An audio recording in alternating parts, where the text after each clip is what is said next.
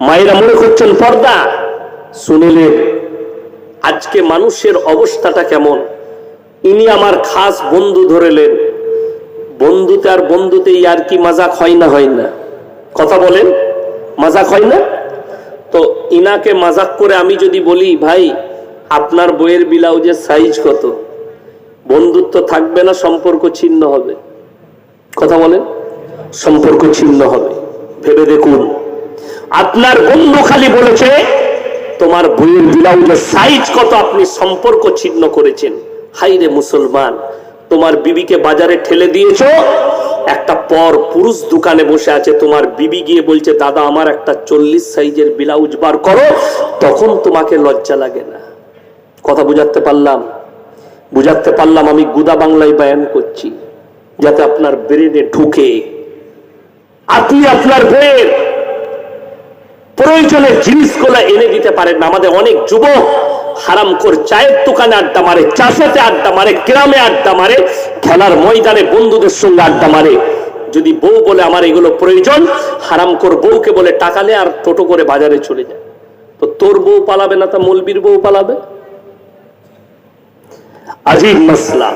আর ইসলামে আছে, মায়েরা শুনেলেন তিনটে কারণ ছাড়া মেয়েরা বাড়ির বাইরে যেতে পাবে না। কটা বললাম?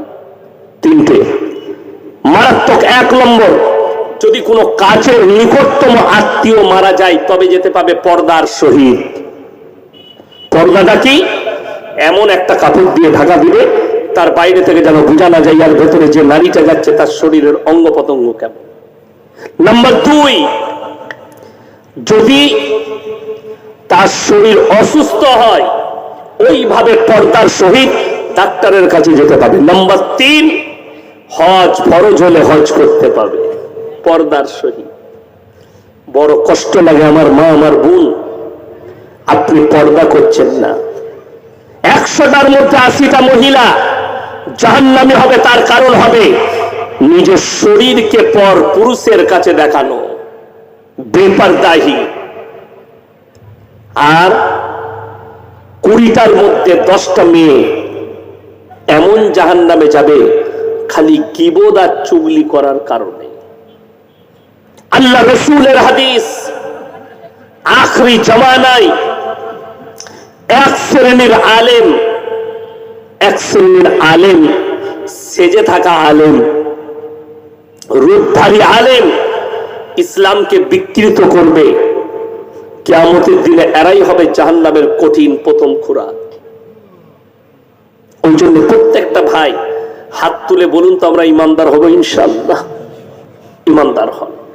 আল্লাহর উপরে বিশ্বাস, রাসূলের উপরে বিশ্বাস, পরকালের প্রতি, আসমানি কিতাবের প্রতি, যতগুলো নবী পয়গম্বর পাঠিয়েছে তাদের প্রতি।